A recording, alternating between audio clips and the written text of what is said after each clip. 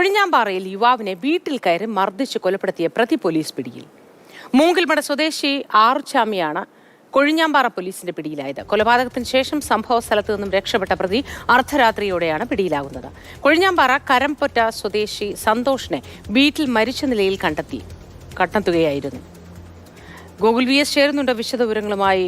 ഗോകുൽ, ഈ കേസുമായി ബന്ധപ്പെട്ട വിശദവിവരങ്ങൾ എന്താണ്? എങ്ങനെയാണ് പോലീസിന് ഇയാളെ പിടിക്കാനായത്? കൊഴിഞ്ഞാമ്പാറ കരംപൊറ്റ സ്വദേശി സന്തോഷിനെ വീട്ടിൽ മരിച്ച നിലയിൽ കണ്ടെത്തിയത്. അന്വേഷണത്തിൽ പോലീസിന് മനസ്സിലായ കാര്യം, മുങ്കിൽ മട സ്വദേശി ആറുചാമിയാണ് ഇയാളെ കൊലപ്പെടുത്തിയതെന്നാണ്. വീട്ടിൽ കയറി മർദ്ദിച്ച് കൊലപ്പെടുത്തുകയായിരുന്നു.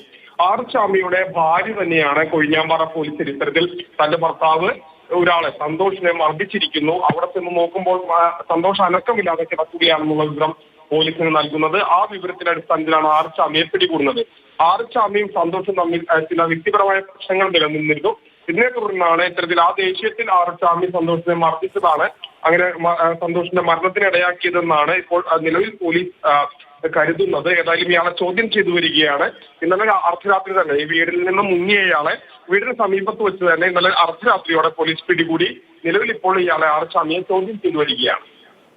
ശരി, ഗോകുൽ വി എസ് ആണ് വിശദവിവരങ്ങൾ പങ്കുവച്ചത്.